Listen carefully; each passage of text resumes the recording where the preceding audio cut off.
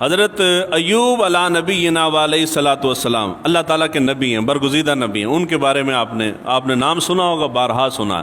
آپ نے یہ بھی سنا کہ ان کے اوپر آزمائش آئی تھی، ان کو بیماری لگ گئی تھی. سنے ہیں نا جی؟ بھی اتنی بیماری ہو گئی تھی کہ وہ جسم کے اندر سارے جو ہے نا وہ کیڑے پڑ گئے تھے، اور بوٹیاں جو ہیں جسم سے وہ گرنا شروع ہو گئی تھیں. حتیٰ کہ بہت ساری کتابوں کے اندر ہے کہ اتنا بیماری شدت اختیار کر گئی تھی کہ ہڈیاں نظر آتی تھی سامنے. اور یہاں تک بیان کرنے والے بیان کرتے ہیں، اور کتابوں کے اندر موجود ہے کہ جسم میں سے کوئی کیڑا جب زمین پہ گر جاتا تھا تو آپ اس کو اٹھا کے اپنے جسم پہ دوبارہ بٹھا دیتے تھے کہ اللہ کے دیے ہوئے رزق میں سے کھا تو جا کہاں رہا ہے. پھر وہ جی اور سارے اعزا قارب رشتہ دار وغیرہ سارے ماننے والے امتی وغیرہ سارے چھوڑ چھاڑ گئے. صرف آپ کی ایک بیوی بچی تھی جو آخری دم تک آپ کی خدمت کرتی رہی. جتنا مال و اسباب تھا سارے کا سارا ضائع ہو گیا. اور یہ بڑا طویل واقعہ بیان کیا جاتا ہے، آپ نے کئی بار سنا ہے. نہ سنا ہو تو نیٹ پہ سرچ کریں گے، ہر طریقے سے بیان کرنے والے آپ نکل آئیں گے، آپ سنیں ان کو. لیکن جو بات میں عرض کر رہا ہوں وہ یہ ہے کہ یہ سارے کا سارا واقعہ جو ہے یہ من گھڑت ہے. یہ واقعہ کہ آپ کو اتنی بیماری شدت اختیار کر گئی تھی، یہ واقعہ کہ جسم کے اندر کیڑے پڑ گئے تھے، لوگ اس نفرت اور گھن کی وجہ سے چھوڑ گئے تھے، یہ ساری چیزیں کسے کہانیاں ہیں؟ ان کا حقیقت کے ساتھ تعلق نہیں ہے. حضور سے پہلے جتنے انبیاء گزرے ہیں ان سب کے احوال جاننے کے دو ذرائع ہیں. نمبر ایک، یا تو قرآن بیان کرے گا، کسی نبی کا حال اگر بیان کرتا ہے تو قرآن بیان کرے گا، اور ذریعہ نہیں ہے. دوسرا ذریعہ اور آخری ذریعہ اگر ہے تو وہ حضور صلی اللہ علیہ وآلہ وسلم کی ذات ہے کہ آج سے ہزاروں سال پہلے جو اس دنیا سے وصال فرما گئے ان کی خبر ہمیں کیسے ہوگی؟ یہ 1400 سال بعد کسی کو کیسے ہو سکتی ہے؟ نہیں ہو سکتی، اور ذریعہ ہی نہیں ہے جب تک کہ حضور نہ بیان فرمائیں. حضور صلی اللہ قرآن مجید فرقان حمید کے اندر حضرت ایوب کی اس بیماری کا کوئی ذکر نہیں ہے کہ اس طرح بیماری شدت اختیار کر گئی تھی. اور اس کے بعد احادیث مبارکہ کو اگر آپ اٹھا لیں تو کل احادیث مبارکہ میں حضرت ایوب علیہ نبینا علیہ صلاۃ والسلام کی ان بیماریوں کا اور اس شدت کا اور یہ جو احوال بیان کیا جاتا ہے احادیث مبارکہ میں کہیں ذکر موجود نہیں ہے. تو جب قرآن بھی خاموش ہے، حدیث رسول بھی خاموش ہے، تو پھر یہ بعد میں کسے بیان کرنے والوں کو یہ خبریں ملی کہاں سے ہیں؟ کون بندہ ہے کہ جو حضور سے بھی زیادہ علم والا تھا اور وہ اس کے پاس ظاہری بات ہے وہی آتی تھی، یا وہ حضور سے زیادہ عمر والا تھا کہ اس نے اس دور کے حال جو ہے وہ بعد کے لوگوں کو آ کے بتایا اور انہوں نے کتابوں کے اندر درج کر دیا. اب بیان کرنے والے بیان کرتے ہیں اور وہ اس ایک نقطے پہ بیان کرتے ہیں.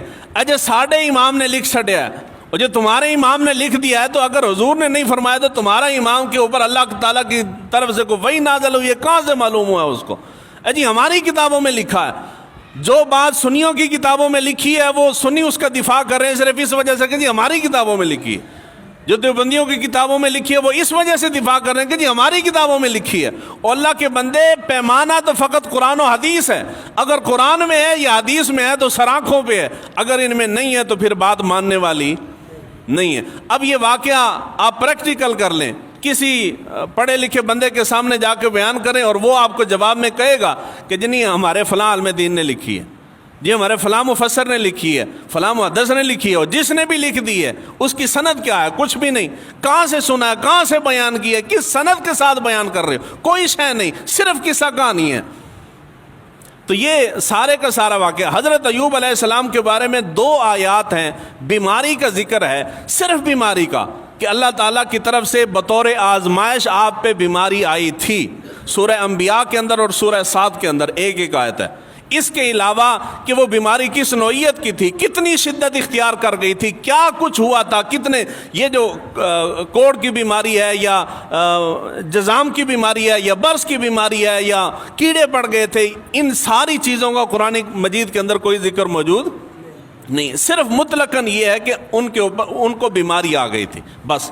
اور آگے اس کے بعد کہانی ہے ساری ہماری کہ کون سی بیماری تھی. یہاں قرآن نہیں بیان کر رہا کہ کون سی تھی، حدیث مبارکہ میں بھی نہیں ہے کہ کون سی بیماری تھی. یہ بعد والوں نے کہانیاں گڑھی ہیں. تو اس قسم کی روایت جو ہے وہ بیان نہیں کرنی چاہیے. اور آخری چیز، امت کا اس بات پہ اجماع ہے کہ کوئی بھی نبی اس کے اندر ایسی بیماری اس نبی کو لاحق نہیں ہو سکتی کہ جو لوگوں کے اندر بطور عیب ہو.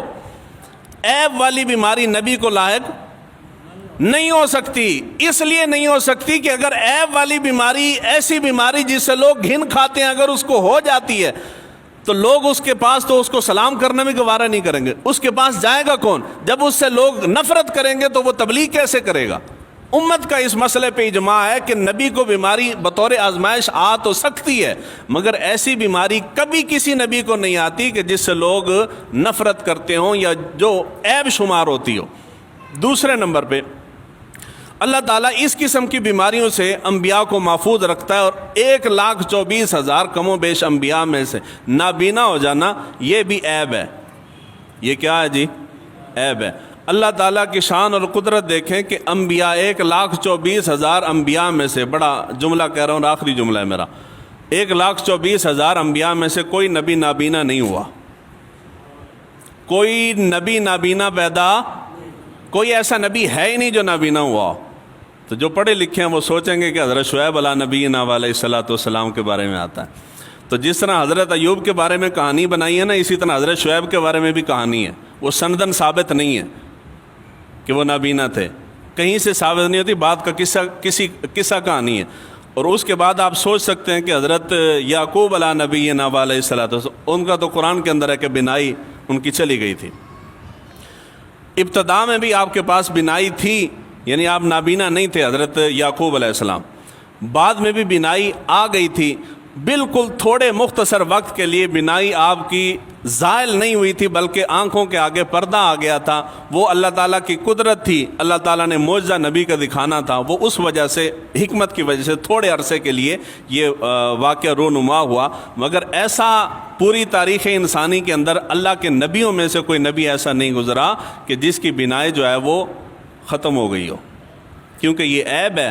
और सिर्फ हजूर की बात नहीं है, कुल अंबिया में से अल्लाह ताला ने किसी नबी को ऐबदार पैदा नहीं किया। ये अंबिया की शान के ख़िलाफ़ है।